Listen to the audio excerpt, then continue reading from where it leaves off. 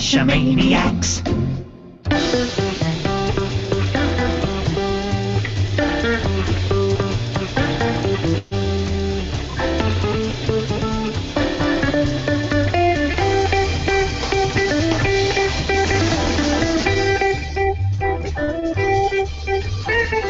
GeoGearHeads. Welcome to the 85th installment of the GeoGearHeads. This show is mostly for, but not limited to, geocachers, as we cover all sorts of topics about location-based tech. I'm the bad cop, and I'm here with the newly crowned queen of geocaching podcasts, Daryl W4. Yeah, thanks for that. That's newly crowned by the Chicago Geocachers podcast over at the West Bend Cache Bash, which was a real blast, and I was on that show if anyone wants to check that out. And you hear me say some not family-friendly words. It was good, though, I think. I think that, excellent. That helped you out a lot. Okay. Yeah. I'll take that. Loosen you up, get you ready for shows like this. You've got that out of your system. See, I thought that was the alcohol. Oh, could have been. You know, because alcohol is, I think, a requirement for any of the the Chicago Geocacher podcasts as well. Yes, the Supper Club, as they call it. Yes, Supper Club was quite good, actually. Good. But tonight we have one of those topics that's not geocaching related. Next week, though, we will be talking with the Leave No Trace organization for episode 86. Then for episode 87 will be another one of our fun randomized shows, and that's when we talk about a variety of shorter topics. Many of those topics are going to come from you, so please call those into our voicemail line at 206-350-3647. or email them to geogearheads@cachemaniacs.com. And we've already got a couple of great topics in the queue for that next randomized show. Those randomized shows are so fun, and they are driven by you, our listeners, so thank you for those emails. Now, tonight's guest is Ben Dodson. Dodson. I said it right before, and you put that name into my head. Ben Dodson, CEO of WallaBee. He's all the way from the future, or at least tomorrow in the UK. If you look at him, he's got a clock over his shoulder, and that's the real time for him. So welcome, Ben. We're glad you're awake. Thank you very much. It's barely awake, but I'll get through it. Well, we do have an unusually high number of viewers tonight, and there are WallaBee players I know who want to get that new GeoGearHeads unique card, and we have something pretty cool we're going to try to do for the live audience to get one of those first. Before we get to that, Ben, give us a short description of WallaBee for anyone who doesn't know what that is. Sure. WallaBee is a digital collectibles game for the iPhone. So if you think of something like baseball trading cards or stickers or anything like that, it's essentially that in a digital form but with a location-based twist. So a mixture of geocaching and baseball card trading, I would say, is the best way of thinking about it. Nice. Now, Daryl and I have spent way too much time in this game. And in anticipation of this interview, we've commissioned WallaBee for our very own GeoGearHeads unique card. Ben, you gave us a cool idea to give away a special reward for those of you who are watching live. So get your email clients ready, folks. Email us at geogearheads@cachemaniacs.com. That's CACHEAMANICS. With the subject, Live Unique. And include two things in this email. First, let us know what your WallaBee screen name is so that we can gift you this unique. And then tell us what you think one of the remaining cards will be from the current Bank Heist set. Now, we have a couple of emails to address with Ben before we get going on, and we'll be cutting off those entries. So, get those to us quickly, and the people with the correct answers will get them first, and thus lower numbers. Now, you can only get one GeoGearHeads unique from us in the first round, but we'll have a second round towards the end of the show where everybody can get one, or a second if you already got one in the first round. We'll do our best to get those handed out quickly, but sadly, we can't account for any errors in emails, so please type carefully. And that address, it should be on screen.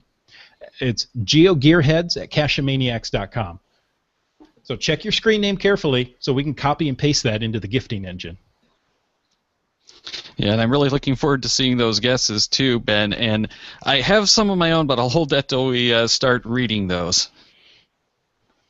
I think it's going to be a very unpredictable end. So we'll see. We'll see. With that, I think I'm probably going to get that wrong. But again, I'm not going to share anything until we get there. Well, we did get a couple of, a few actually, really good emails from our listeners and viewers, and we're going to start off with one from Super Ted, who's over there in the UK and wasn't going to be able to make it. So let me read that, and you can address his newbie concerns. And he says, I'm looking forward to your program on WallaBee. I picked up on WallaBee from your trailer the other week and have really been getting into it. I've visited locations and forged, and my pouch is filling up. I'm struggling, however, to understand what I should be doing next. I believe there are sets to collect. Do I collect these within the pouch, or do I move my items somewhere else? What's in the set? Can I only collect one set at a time? I guess what happened here is I'm trying to understand how to play the game without having a chat to someone who has already played it. I can't seem to find any explanation to the game online apart from the brief outline on the app page. So it's probably just me not being able to follow links or do a proper search. Yeah, I think this is a fairly common problem, and it's something that we're definitely wanting to fix. I mean, the way that it's all started is that most of the people that have played are people who are familiar with a similar game from the past, which was Koala, so they sort of knew how it worked, and then it's just grown by word of mouth, so people have helped each other out and worked it out. We do have a very, very basic, well, it's not even a tutorial, it's just a series of slides at the beginning that give you some basic information, but that could definitely be better. There is an FAQ on the website, but it's hidden, quite buried down, because we needed more space at the top for other things. But rest assured, in version 2, there is a completely overhauled introduction to the game. You actually, before you create an account, you just jump straight in, you start collecting, and we sort of handhold you through all the things you need to do. So what foraging is, mixing, the store, and then once you've done all of that and you've collected something, it'll then go, hey, create an account, become a proper WallaBee player. So we'll see how that works. We're still testing that and playing around with it, but it's definitely an area we need to improve. But in the meantime, I had someone email the support email address earlier today with a similar concern, and I said to them, jump on the Facebook page or on the Twitter page, or even just send a message to anyone from the beekeepers list in the friends section, or post a message in the hot topics, and anyone will help you. I mean, our community is one of the friendliest apps I've ever been in. So I think if you ask a question anywhere in the app where it lets you type something, then someone will get back to you. But we're working on improving it anyway. Very nice. Now, one of the friends I've made through the game is Juris1C. He's from Latvia, and he writes via email. I'd like to find out when we will be able to create new places. I began to play the game a couple of weeks ago and would like to see more places here in Latvia, especially outside the capital city of Riga. We disabled the creation of new places a little while ago, and it was just a temporary thing because we're in the process of upgrading our places database quite dramatically. At the moment, there are around 30 categories of place, and what we find is that there have been a lot of fake places created, because if we release an item, say, at a theme park, then most people don't have a theme park nearby, so then they create the local petting zoo as a theme park, or they create something in their back garden like my girl's Wendy house as a theme park place. And I think the problem is that there were too many specific categories like theme park or animals or even government, which a lot of people don't have near them. So to address that, we're changing it completely and just having 8 core categories. Now in those there's lots of subcategories, but items get released to an overall category, and there's only 8 of them, so it should relieve that a bit. But while we're making that upgrade, we disable adding places just because it's quite a lot of work for us to switch everything over. When version 1.2 gets released, which should be very, very soon, sort of a week or so, then place creation is fully enabled again, but we've added a little twist. To stop the number of people that were creating fake places, we're now approving each one manually. So when you create a place, we look at it and then we add it. So it won't appear in the database immediately, it'll get approved by us or one of the beekeepers. And you can upload a photo when you do that so that you can prove that the place actually exists, because quite often it's difficult for us to prove it. Some people say, oh, well, it isn't on Google Maps, so you won't be able to see that it isn't. And then we have people drive past and say, no, it's just a residential house, there's nothing there. So you'll have to take a photo for some of them. So that should hopefully alleviate a lot of problems. But yes, to answer the question, in a week you'll be able to add places again. Very nice, and it will keep those beekeepers busy. Yeah, I think they're looking forward to it. They need something to do at the moment. Yeah, that's going to definitely keep them busy. Now, that's going to be it for the entries. So if you haven't gotten those in, maybe rush and hit that send button really quick. We'll get to those in a little or at the end of the show. I've got to go through all of those, and we do have quite a few. Shoot, it looks like we had somewhere around 24, a little more than 24 so far come in. So that's going to take me a little work. So that's it. No more guesses on the bank heist set. I'm going to look through those entries, and while I start on that, Ben, yeah, I know that you've mentioned it already a little bit, but you had some involvement with Gowalla. You weren't really part of the team, down in Texas there. But can you kind of talk about what your involvement was there and how that shaped and kind of was the foundation for WallaBee, which is essentially the second generation game? Yeah, absolutely. I mean, I started playing Gowalla when they first launched, and it was absolutely fantastic. It was a great way of getting out and meeting people, much like geocaching is. It's a very, very similar thing, apart from you were collecting these stamps of places that you could visit. And they had the item collecting bit in there, but it wasn't really refined. It was just sort of a bit random, like you might just find a shovel or something. There were no sets. You just collected random items. Now, I built a few little applications around that, which would sort of tell you where you could find things. And that seemed to go down quite well. And when they eventually released a public API, I built a lot more apps on top of it, including one which was actually named WallaBee Travel Edition, which was the official Gowalla client, but it was stripped down very, very bare so that you could save data costs. It used about 99% less data because I was abroad quite a lot and finding it very expensive to go around checking in all these places. So that's how it started, and then as time went on, they made business decisions which weren't the best, in my opinion, and the opinion of most other people. And I sort of fell out with them over their developer APIs, which they kept changing and breaking things. And basically, when they eventually sold out to Facebook, we decided that we were going to build a location game. In fact, we decided before that, when they cut items from the game, that we were going to build an item game. And originally, the plan was that you'd be able to log in with your Gowalla account. It would all be on top of their service, and you'd be able to use the items that you originally had with them in the game. But when they sold to Facebook, that wasn't an option, so we did an about turn and then just did it completely on our own, which in hindsight was the much, much better decision.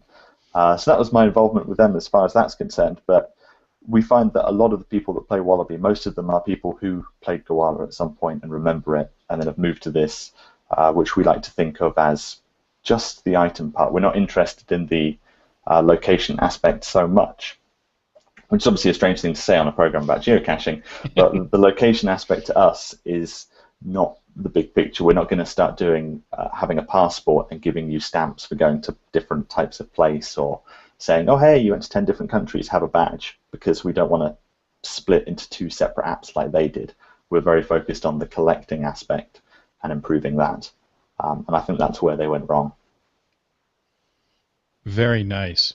Now, this game is iOS only. Can you tell us why that is? Yeah.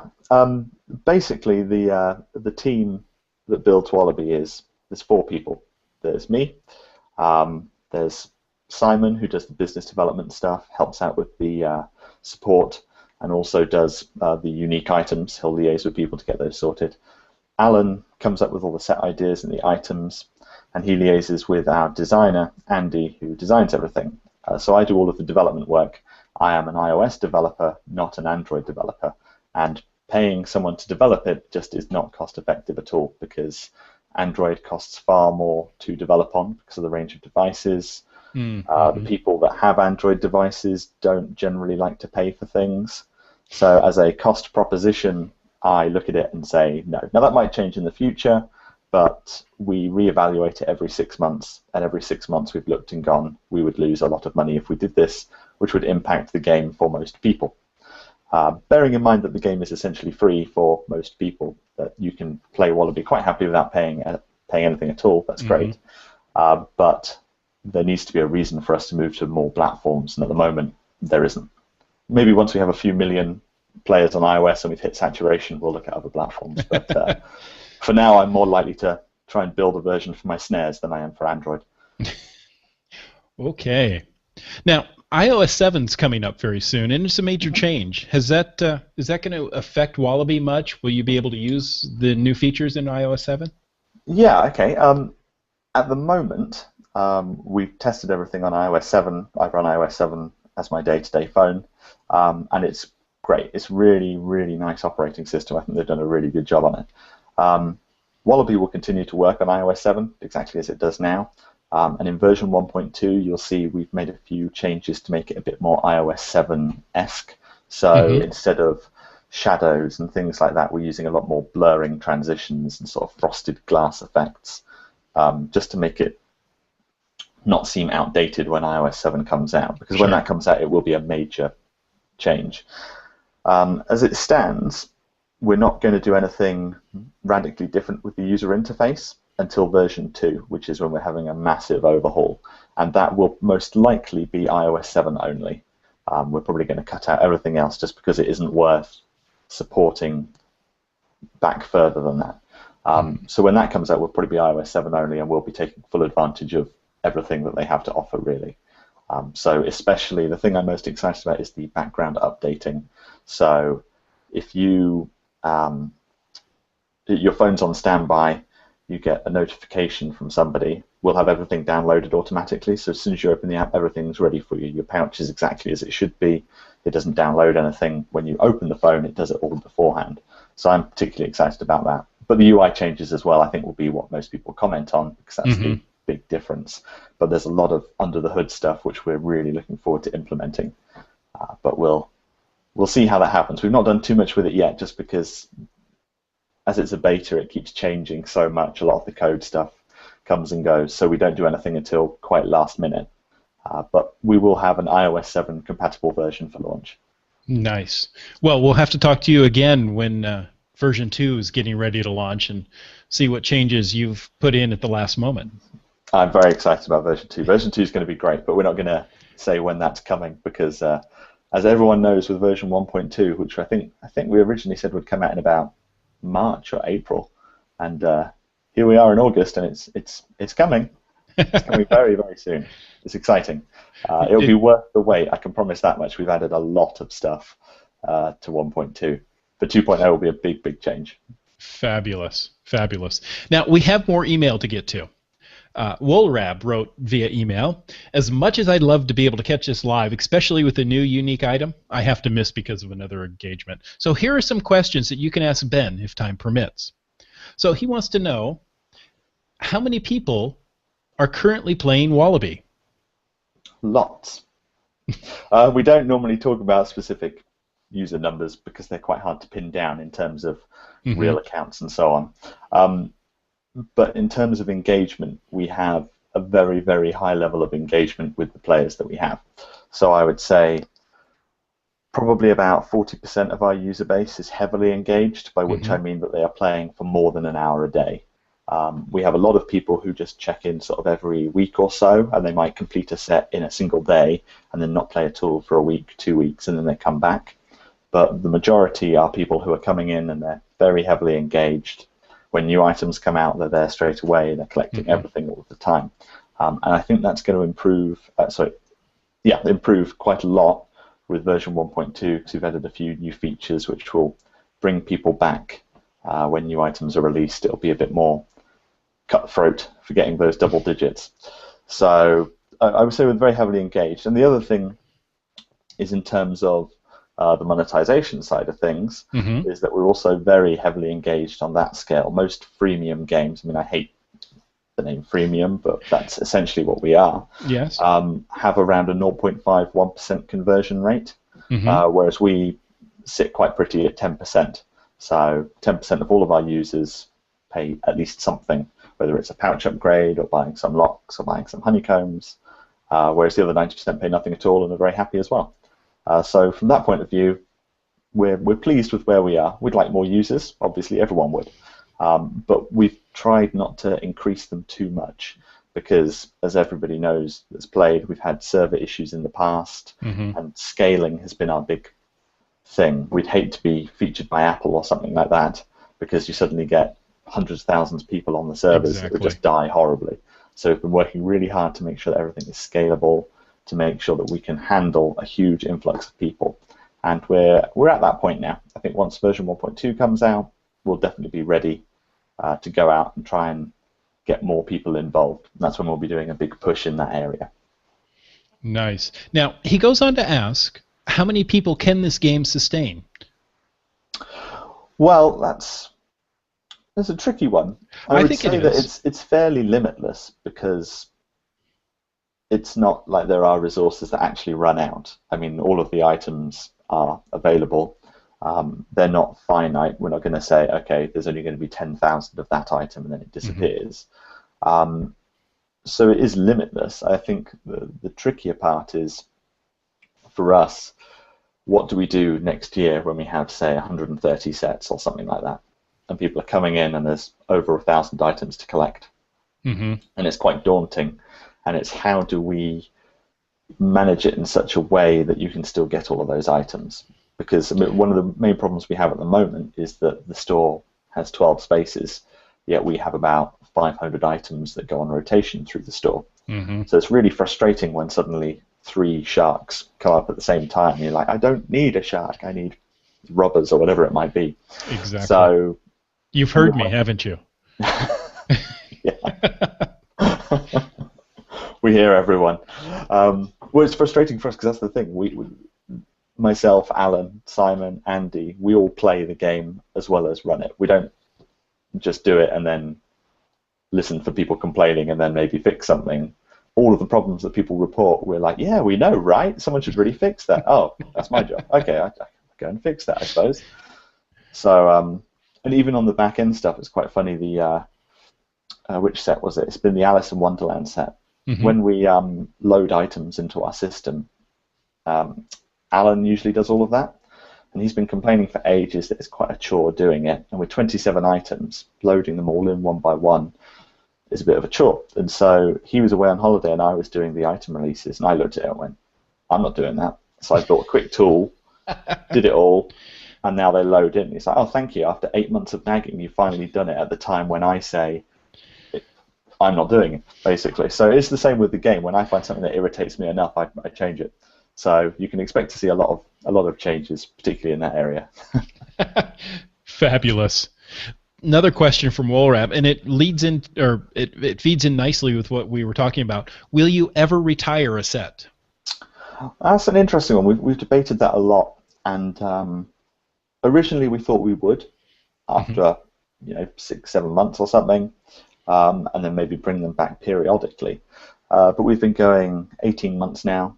There's over 800 items in 50 sets, and people are still collecting, people are still managing, and so we're kind of loath to ever say you can't get those anymore, because one of the things we're very, very particular about is that everybody should be able to get every item in all of the sets. We never want to have an item in a set that's limited. A similar game called Pack Rat did that famously, the Safari set, where they only allowed 100 leopards to be found. And it really irritated people because no one could complete that set after those first 100. So it was just sat there, a hole that you could never, ever fill because they just never did it. Which is ironically, if you look at the Safari set in WallaBee, and there is I think it's a cheetah item, and then it says, I think it's not a leopard, there's only 100 of these, which I think was a reference to that. So we're never going to do that. We'll never get to that stage. Now, we might periodically turn off a certain set, so it might be that there is no circus sets in the store or forageable for a month or two, and then we bring them back somehow for a limited time. It's more likely that they'll just be on a rotational basis, purely because we don't have the store space to constantly have every item out there. And the same with foraging. When you forage, that makes a lot of sense. you generally want to find new stuff not old stuff.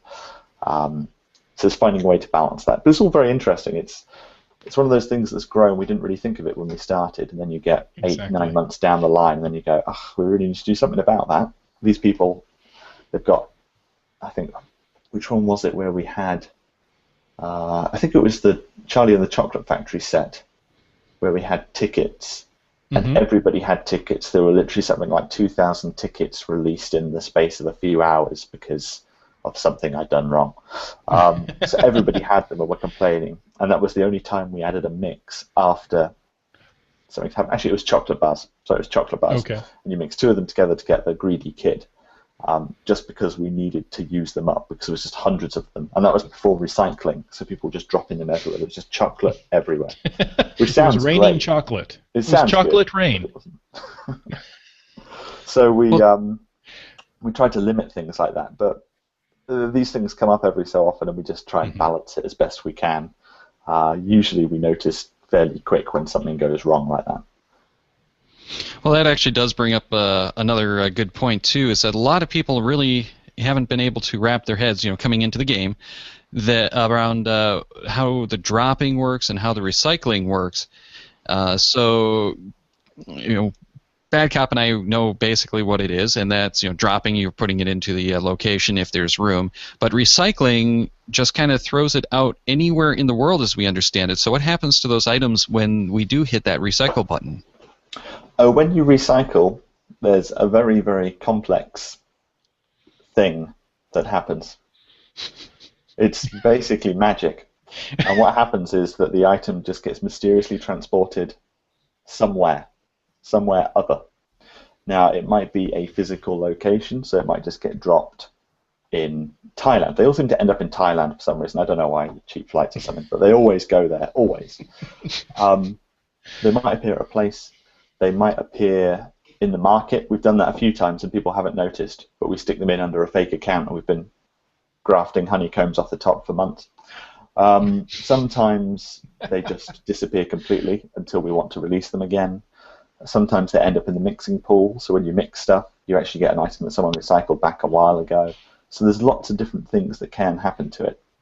Sometimes we recycle things and put them in the exact location that you're standing in just to confuse you. That's one of my favorite ones that it does, but that doesn't happen very often. I like that. Yeah, now my understanding was they went far away and we would never see them again, so I like that they're appearing in locations where we might happen across them once again. One of the things that I find really interesting is when I've recycled something, and then about 7 months later, someone will comment on that story and say, hey, I just picked up your item, I found it. And most of my items seem to go to Disney World. But I always get people commenting saying, just picked up your item, yay! And I'm like, congratulations, you've got my bearded lady number 12,000 and something. That I didn't really care about. Yeah, exactly. Yeah. I never wanted to see it again. I do find that the whole thing interesting, so I've started commenting when I find stuff, and I've actually gone now, picked up stuff, commented on it, just so I could drop it again. Yeah, I don't want the stuff, I just want to tell people where it ended up, I think there's some interesting stuff to be done there, because I was thinking about this just yesterday, actually. This is hot off the press. I've not even told the other people in WallaBee yet. But I was thinking to myself, how can we motivate people to go out more? Because I thought, I'm going to be on this podcast talking about location stuff, but we don't really do anything location-y. You can just sit at home and forage remotely and then just recycle everything. You'd have to leave the house. And I thought, it'd be great to do an item release one day where the items are actually dropped just about 2 kilometers away from you. So you have to go out, forage at a place, and then it will give you the item, and it'll be whatever number's next. But that would sort of force you. It would say, hey, you need to go to this place. And it would always be within sort of a 2 kilometer range. So that might be interesting. We might do that at some point. We're always keen to mix things up, add a few little twists that people don't expect. I quite like that one. There's something quite vicious about it that I like. Well, and I've gone to locations where I know there's like a high concentration of medical offices because there's a new item that's been forged from the health icon. So I'll go, 3 miles over there just to sit in my car and forge at, 12 different medical icons. It's quite funny at item releases. I built a little real-time map, so I could see everyone in the world that's playing WallaBee moving. And then you see, normally, lots of people foraging. And then about 2 minutes later, when they see it in the hot activity feed, you see people starting to move out from wherever they are and start moving to the nearest places that are of that category. So it's funny, I just sit at home drinking tea, going, "Dance, my puppets dance." Most people seem to think that that's what I do, and it's quite an accurate portrayal. It's generally what happens. During the Wizard of Oz set, I spent most of my time just shouting "Fly my pretties" whenever I released an item. So. Well, as I did mention, I was going to go check all those emails, and we did get 39 of the emails, and we've got some good ones, so I'm looking forward to actually sharing some of that. But it does bring up another question that RollRap had asked here, which was how you determine the timing of the release of the new items, such as the length of time between the releases and what time of day. And I'm convinced you plan it while I'm asleep. Well, we had someone on Twitter. I think it was Colin or Nicholas, one of the two. Sorry if they're listening. I forgot which one it was. I've met both of them, and they're both lovely. But one of them had said, "Oh, I hope that you're not going to release this while I'm at work." And so I replied saying, "Well, just because you said that, now I'm going to." So I did wait until he got to work, and then I released the item. So generally they are scheduled in advance because we have to balance a number of things, like we're a worldwide game. So the people in New Zealand get upset if we release items at 3 p.m. US time every day. Similarly, people get into a pattern. My mum kept getting double-digit items, and I say, "How do you keep doing this?" She just goes, "Oh, I just forage at 3 o'clock. It seems to be when you release items." So we stopped doing that for a while. Some people monitor the distance between each one and try and work it out with an algorithm, as if to say, okay, so that one was at 7 p.m. yesterday. It'll be 36 and a half hours till the next one comes out.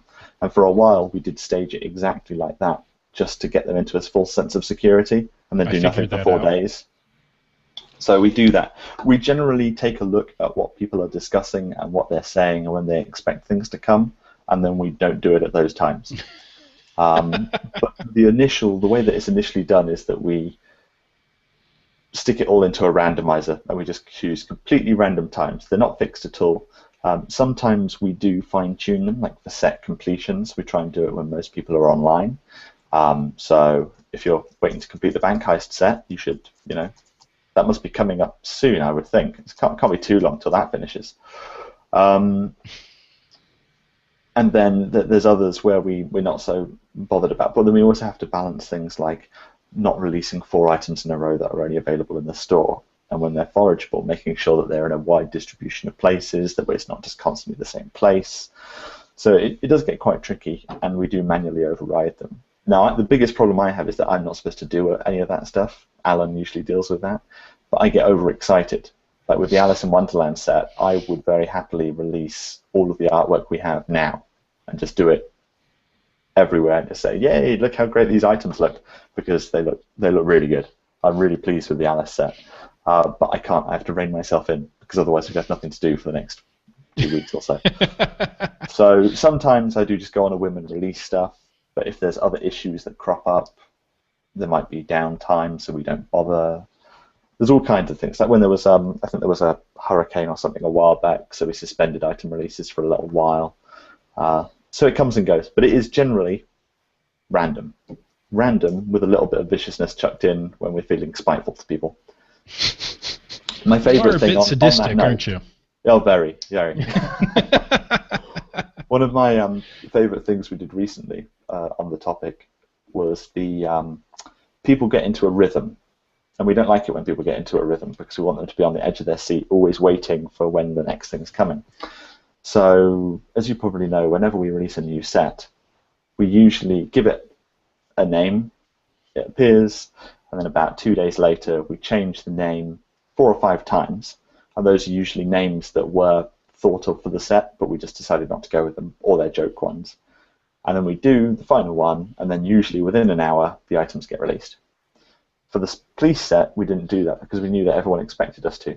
So we do the thing, go through the pattern, 2 days, then release all the set names, and then we put a tweet saying, "Oh, looks like we've got a long night ahead of us," and everyone assumed that meant we were going to release lots of items. What it actually meant was we weren't going to release them until the morning. So most people had a long night staying up late waiting for the item to drop before they did. So that was fun. I enjoyed that a lot. I think you're the only one. Yeah. I have to admit, I do enjoy a lot of the conversations seem to take place around trying to read between the lines and figure out when it is that new items are going to be released and what some of the new mixes are going to be. And that's one of the interesting things that's really taken some of the players I know and gotten them hooked on the game is it's not just collect all of these cards. Sometimes you have to take one card and mix it with another card, or multiple cards need to mix together to create that item. Yeah, or that card.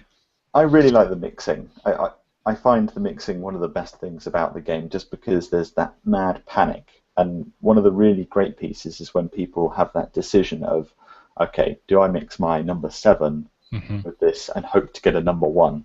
And in fact, I think it was the last item release. It was the Mantosh. He mixed a number 1 item to get a number 1 item. I don't know why, but you seem quite pleased with it, so that's good. And I absolutely love that part of it, because there is a real internal conflict, and you've got seconds to think about it, because there are so many people playing at peak times now that you really don't have long to make that decision as to whether you mix it or not. And then you've got to try the different mixes as well. It can get very, very difficult, especially with the mega mixes we started doing more recently, where you have to do an insane number of things. And funny enough, the reason that started, when we did the must have been the 80s set, we had the Rubik's Cube, the puzzle cube, no copyright, that we had it done, and Andy the designer did just 2 versions. He did one solved and one unsolved, and we used it, and then we realized we didn't have enough artwork to do our normal item releases. We had to wait a bit to get some because we messed up our calendar a bit. And so we looked and thought, what artwork have we got lying around that we can reuse? We've got this solved puzzle cube. Why don't we try and make it so that you can make this somehow? And the only thing we could think of to do was to mix 27 of them together, because it has 27 squares. And that's how it started, and people seemed quite to enjoy that. And so then we started doing them more regularly. And nearly every recent set has had a mega mix. I mean, we've never called it a mega mix, but everyone else does, so I'm going to. So we had Cousin Roman recently. It's a favourite of mine. Other ones that we had, the Yeti, that was quite a difficult one. Have we got one for the Bank Heist set? Who knows? Maybe. We had the pouch. For that very reason, I have 3 of each of the Bank Heist items stashed away, and I need a bigger pouch to hold them all. Yeah, I can't remember. Thanks, Daryl. You just told him how many you have. Now he's going to make it mix 4 of each. Oh, no. That is a good idea. Give me 2 minutes. Yeah, and you know that no one's going to have that much room in their pouch that they can hold them all, so they'd have to be going and dropping them and doing the lock thing. Well, that's difficult, because one person said to me, have you tried mixing 60 things together? And then I said, well, no, because not everyone has the 30 pouch upgrade, and we never want to do something that people have to pay for. We're very, very against doing anything like that. And so I said no. And then everyone got complacent and thought, oh, well, the maximum is 30. And I said, well, you could mix 30 to get an item, then mix another 30 to get another item, and then mix the 2 together, and that's 60, isn't it? So we still can do very, very large mixes if we wanted to. Wow. But we're not that cruel. Or are we? No. You might just be. Well, you know, let's see. It's me 123 just posted a comment on one of the GeoGearHeads uniques, saying that you are evil, but in a good way. I'll go for that. Hey, as long as it's a good way, you know. Yeah. I don't mind. Another thing that's recently changed in the game was the mixers, and I always used to love getting the mixers, and I'd go to the local mall where there's lots of places I can sit down and drop all the stuff that I create, because most of it was stuff I already had anyway.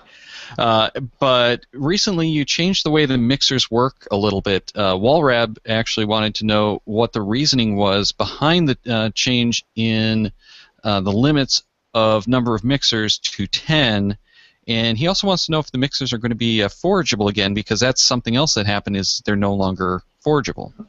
Sure. Well, the mixes are interesting because that's another example of when we ran out of artwork and needed to do something.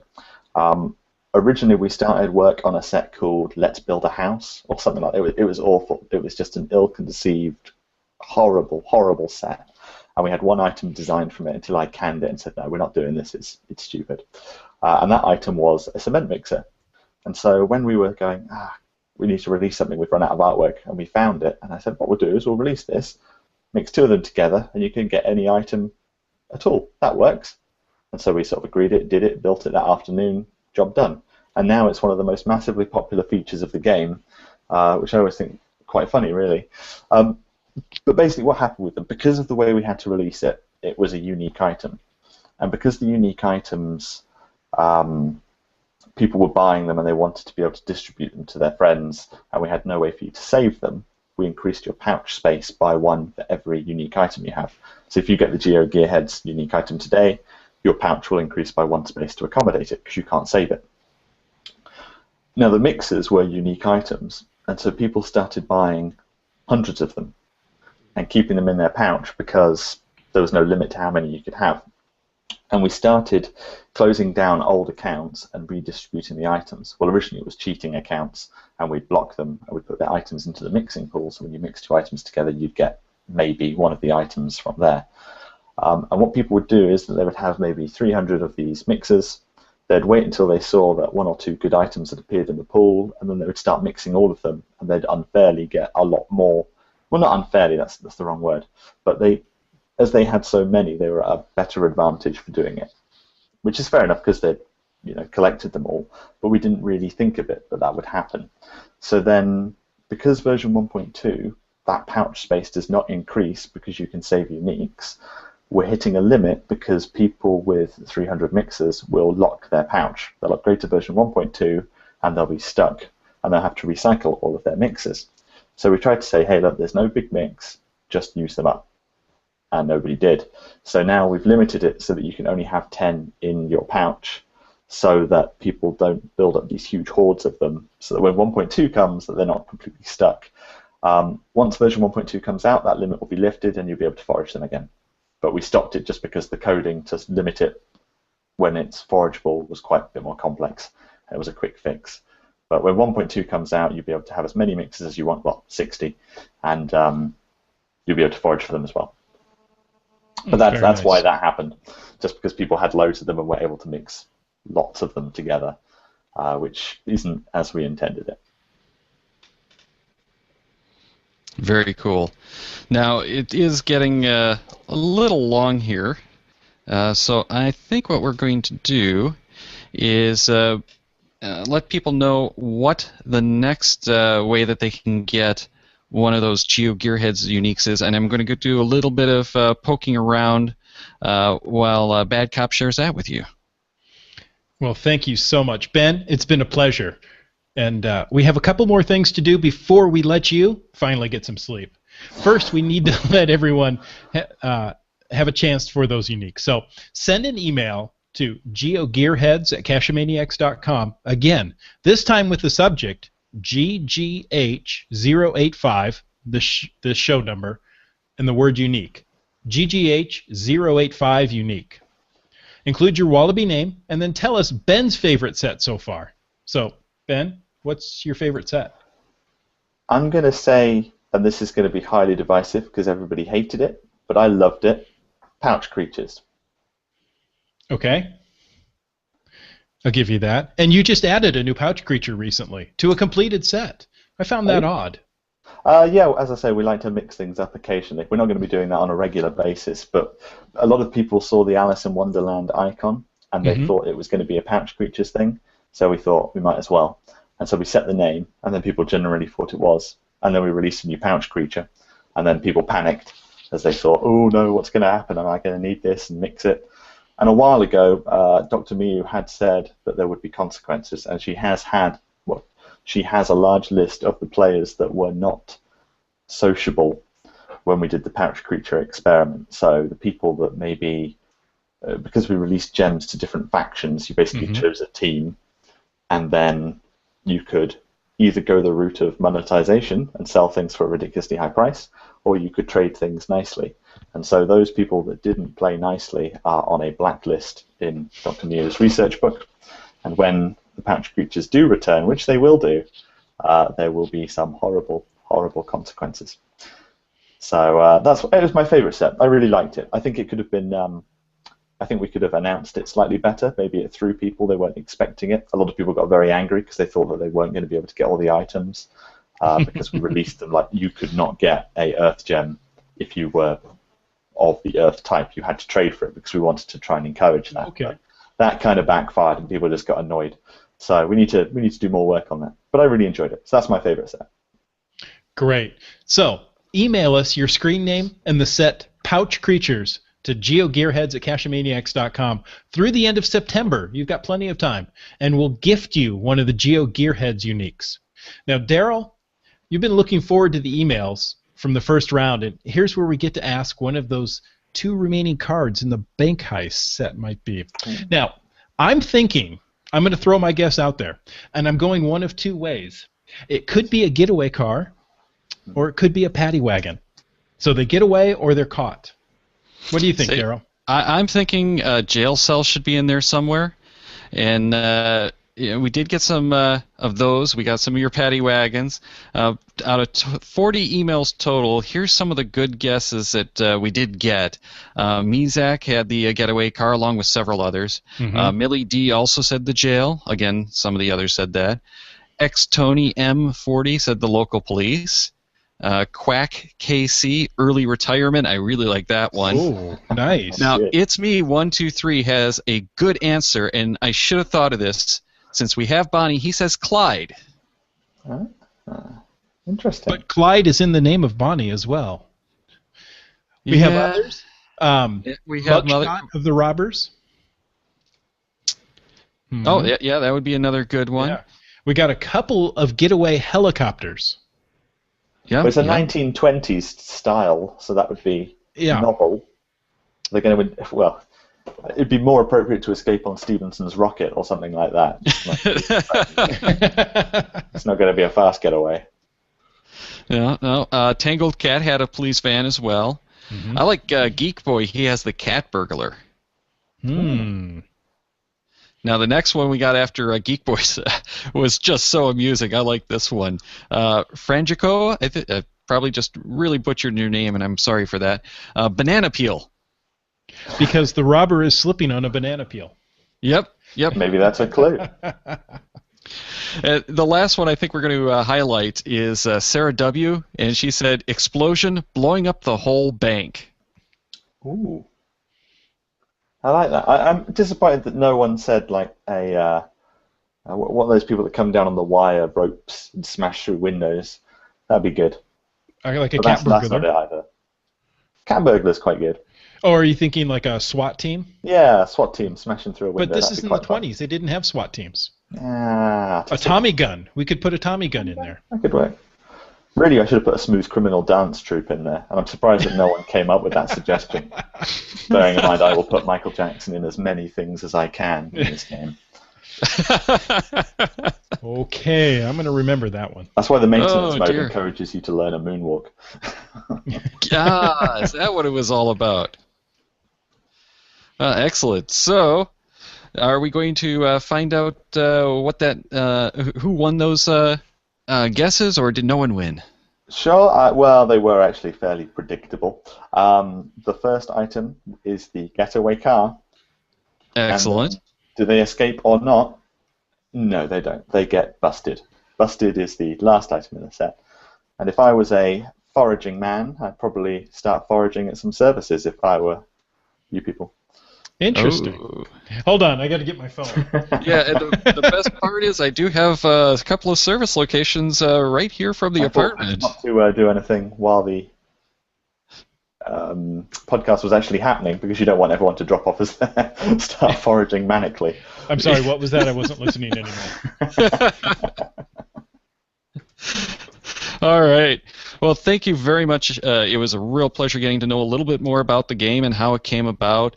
I would love to have you back on again and talk about some of the changes. Once 1.2 comes out, and maybe some of the stuff that's coming for 2.0. Yeah, absolutely. As I say, 1.2 should be with us very soon now. I can reveal that it is with Apple, so it is not far from being released at all. There'll probably be about a 24-hour, 12 to 24-hour downtime just before it releases, and then you'll have to upgrade in the App Store, and then you'll be back on, and everything will work. And there's a lot of new features. There's a lot of secret new things that even beta testers haven't seen. So it's an exciting update. I'm very pleased with it. But version 2 will be even bigger, but that's a little ways off yet. Very good. And Very nice. I suppose that developer site issue that Apple had might have even delayed this a little bit. Yeah, I just got the notification that a getaway car has been released. Yeah, it didn't really impact us too much, but we know it impacted a few of the developers. So Honeyblend, they have an app that they weren't able to submit while that whole thing was going on. So they're doing a release as well. They'll be releasing their update to coincide with our release, so that's good. I should probably say a big shout out to all the developers that have built stuff on top of WallaBee. That we're incredibly grateful to Honeyblend, Item Browser, the new Items Twitter accounts, because we know how many people use those every day and absolutely love them. So we really appreciate the developer community that's grown up around the game, as well as obviously all of our lovely players as well. Ben, thank you so much. I can see from the clock behind you, it's 3 a.m. there. And I I'm really getting appreciate up in 3 hours. Yay. So go take a nap, because that's all you're going to get. Yeah. I've got to release some items at 5. Oh, did I hear that? No, I didn't hear that. Thank you so much for being with us today. I really appreciate it. My pleasure. Now, next week we're talking with the Leave No Trace organization, which is a must-do for all geocachers. And then after that, Daryl and I's favorite type of show, the randomized show. Daryl, where can they find out more? Check out the Cachemaniacs website at cachemaniacs.com for more on the GeoGearHeads, including show notes for this and all of our episodes.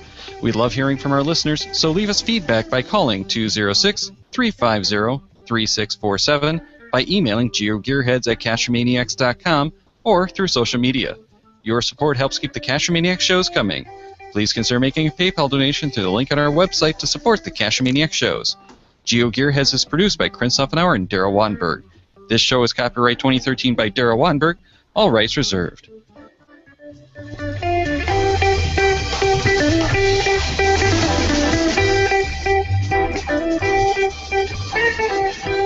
Guess we're the Cachemaniacs.